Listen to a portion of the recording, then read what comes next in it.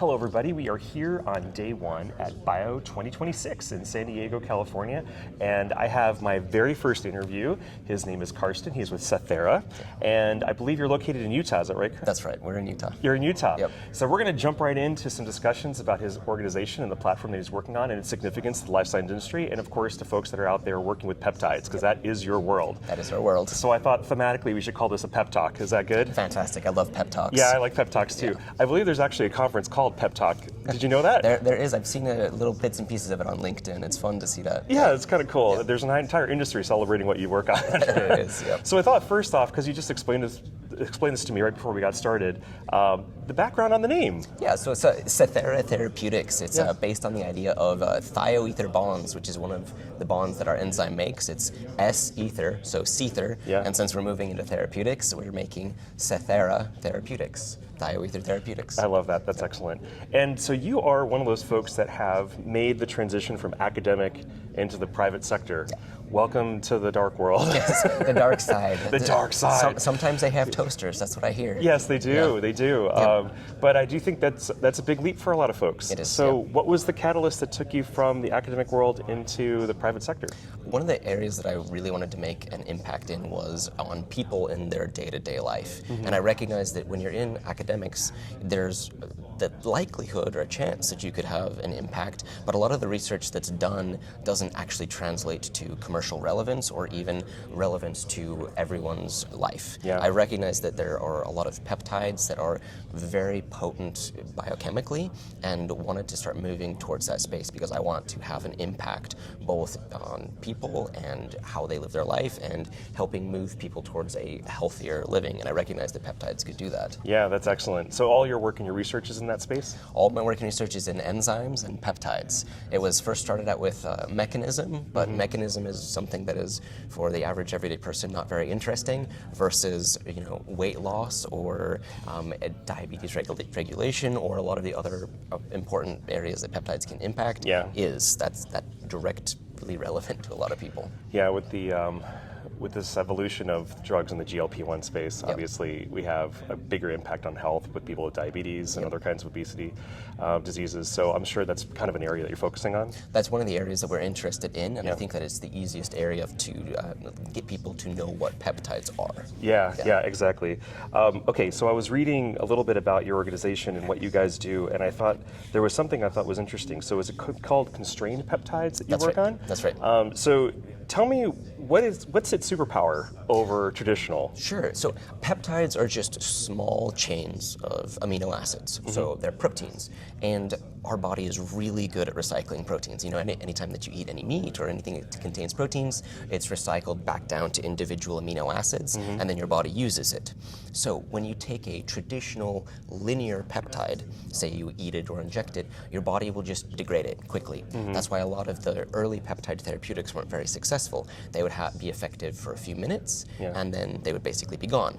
So great for a short biological response, terrible as a therapeutic with some sort of long-lasting response. Now, nature has found a way to get around this, where they will constrain a peptide. So rather than it being linear and loose, it'll form a circle or a macrocycle. And that's great because then it sort of evades a lot of your natural body's tendency to degrade it, but it also locks it into a shape that can hit what you want it to hit. Yeah. The Sethera platform takes it one step forward where we make polymacrocyclic peptides, where we're not just making one constraint, we're making multiple. And this gives us a few different areas that makes us better. Number one, we're more proteolytically resistant, we can last longer in the body. And then number two, we can make higher order architectures, which enables us to go after a lot of biology that simple macrocycles can't. Okay, so does this mean that the platform can make virtually limitless candidates? Yes. It can? Yes. Okay. Yes. I'm sure the person behind the camera right now is wondering how I knew about any of this, especially with the background of music. Yes. But I do feel like that's something that's creating kind of a conflict in the researcher's mind, because now how do you choose which candidate to go after? There's a great way that we've actually figured this out. And what we do is we look at all of the motifs that are represented in nature. Yep. So proteins will have certain motifs, natural peptides will have certain motifs, or even some of the peptides that we see as being exceptionally potent in the body, all have motifs. We've built the Sethera libraries over motifs that nature has already selected for us. That's so great. rather than having to go out and reinvent everything, we can take, hundreds of millions of years of evolution and apply that to our platform and only screen areas that fit into what nature's given us. Yeah, so do you think like that creates some, it's like a kid in a candy store. You Yeah. have so many different kind of treatment programs that you can go after. Yes. So Too many doors to open. Too many doors to open. Yeah, So yeah. what do you think that those folks that might take advantage of this platform have to make kind of decisions what they need to make? I think that there's a few easy decisions actually. Yeah. Is there a good small molecule candidate? Is there a good pocket that you can drug? Yep. That's probably not the best place to use our platform, right? Is there a great way that it's just outside on the surface and you can use, say, a biologic to target it? Yeah. That might, our platform could address some things there, but that might not be the best area. But there's all of this space in between where a small molecule can't address it, a biologic can't penetrate, Yeah. and now we're in this area where this is where peptides are great. So there's a few different areas. Peptides can be cell-penetrant, peptides can be very diverse, Yep. and since we're making polymacrocyclic peptides, we can start entering into the areas where we're not just engaging with a single target, we can engage with multiple at the same time. So this is getting into oncology, right? Yeah, so Okay. something like bispecific antibodies, we could do the same thing of saying a bispecific peptide. Yeah, so we could target, because I learned this recently, that when you consider the types of cancers that are out there, there's actually hundreds of thousands of different kinds of cancers. Yes, and some of them are complex, heterogeneous cancers where you Yeah. don't just have one thing that's overexpressed, you have multiple. Yeah, so with the kind of work that you're doing, we have opportunities to go after specific types of cancers, do you feel? Specific types of cancers, but even in that, in the future, I believe the platform can actually be used for individualized types of cancers where someone will have certain mutations that only a very small subset of the population has, Yeah. and we can address that by rapidly screening just for that small subset of mutations. Okay, so you actually jumped into a topic that I'm excited about, and I want to ask what you're excited about. Yes. So when you think ahead now, 5 years, Sure. are we thinking about personalization of medicine actually becoming a reality? I think that we're inching towards that reality all of the time. It's a difficult reality to understand because just getting a single drug approved for mass audience Yeah. is extraordinarily difficult. Yes. But now if you start thinking about individual drugs that could be approved for individual humans, I think that's going to take some time with the FDA. It's going to take some time with the science to show that it's actually efficacious. But I think that there is a very solid path to end up getting there, where you can take someone with their cancer, sequence their individual cancer, find a target that's unique only to them, Yep. and then have a highly specific treatment Yep. for an individual. Do you get into cell and gene therapy as well with the work that you do? No, we don't, and that's I think a nice differentiator for Yeah, us. Is yeah. there are ways that you could say use the peptides to target only a specific tissue. Right. So you could say take the CRISPR-Cas type Yep. gene editing, but then make a peptide that's hyper-specific only for the tissue that you want to edit. Yeah. Which is a neat future too. But again, that's an area that would take a lot of additional development. But I could see a future there. Yeah. But we try to right now we're trying to focus on peptides. Okay, Right. that's excellent. Okay, so continue our pep talk. Yep, yep. What else do you think is going to be like a buzzword this year in that peptide space? Receptor isoforms. Okay. So think of it like this: antihistamines. Benadryl, the first one, would just put you on your butt if you took it, right? And then you'd feel it for a few days. I also find how it's incredible that when you do get these over-the-counter drugs, Yep. if a person who's 250 pounds versus a person who's 85 pounds, it says on the Same bottle, dose. same exact dose. Yes, exactly. And that's a problem too. Yeah. So with these antihistamines, these early ones would hit basically every histamine receptor, Yeah. which is why a lot of side effects existed. Yep. Versus when you got into, say, Claritin and Zyrtec, Yep. you had a lot better therapeutics because they were specific for the receptor isoform that they were addressing. And peptides have the ability to do the same thing, where you could have, say, 5 different receptor isoforms. You can start building peptides that are just specific for one. And doing that is what's going to enable even further precision medicine. Yeah. And that's an area that I'm really excited about, is not just activating or deactivating a whole swath, but just selectively going after one. Yeah, and you feel like that's going to be scalable in the next couple of years? Of course, I think the scalability piece is first, if you find it, then you found it. Right, And then yeah, you of course. And then you can scale the production from there. So maybe the question is the scalability the screen, or is the scalability the production? Probably both. Yes. Yeah. I think that they're both scalable. Yeah. So this is great. So I'm curious as to when you think about now that you're in the private sector, in academia you are somewhat isolated. We always talk about that. Everybody feels that way. Sure. But when you're in the private sector, especially moving into working with large pharma, you start getting impacted by regulations, Yes. all sorts of industry regulations. Yes. So is there anything that you want to say just on the critical side of things you would like to change in the industry as a whole?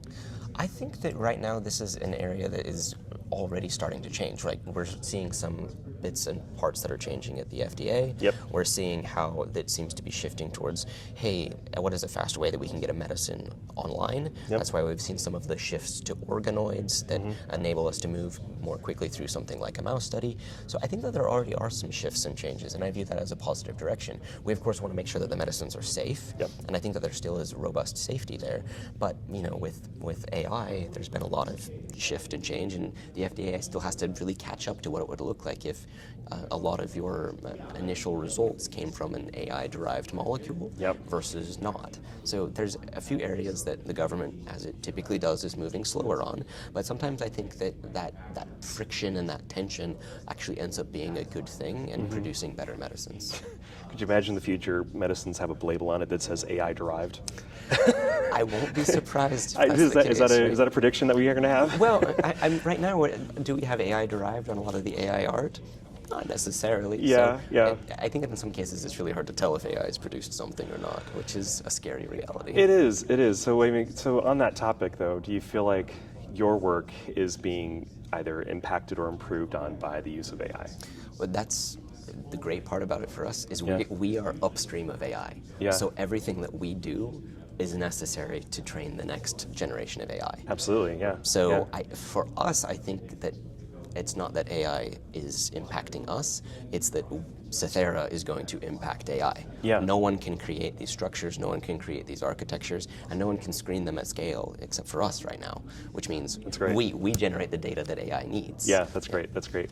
I was curious as far as like when it comes to AI, if we can eventually get into more emulation and simulation before we actually move into the lab.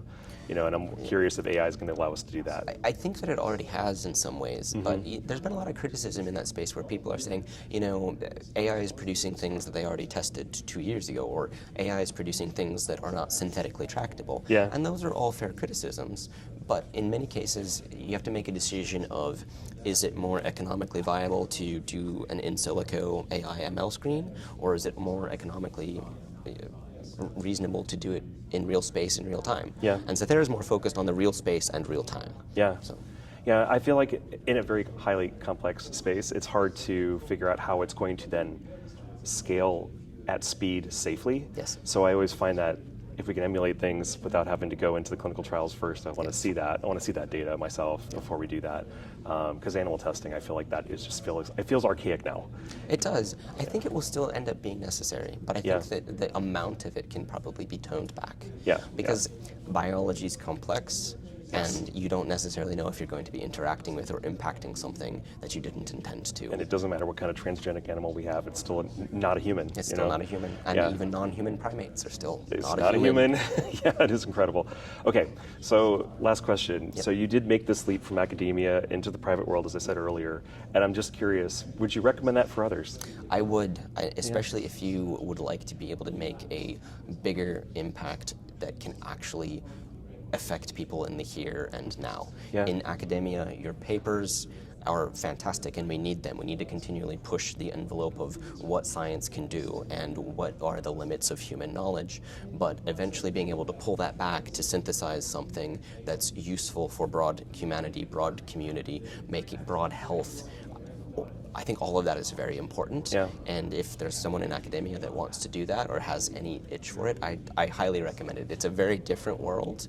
There are a lot of challenges that are unique here, but it's an adventure, and I've learned a lot, and I'm grateful for how much I've learned. You have an excellent story. I feel like it's very inspirational. So I do hope you have a great bio. Thank Are you you. looking forward to anything else at bio this year? The partnering meetings. The partnering meetings? The partnering meetings are fantastic because no matter whether it's a yes, no, or maybe, the feedback always helps tailor the next round of what do we need to do to further the company. We need that loop. You're absolutely right. Okay, Karsten, this has been excellent. Thank you so much for joining me here at Bio 2026. It's great being And here. where are we going to find you online? SetheraTX.com. Okay, you heard it here, SetheraTX.com, and you can also, sure, find you on LinkedIn as well. Please do. Okay, thank you so much for joining me. Thank you Appreciate so it. much for having me.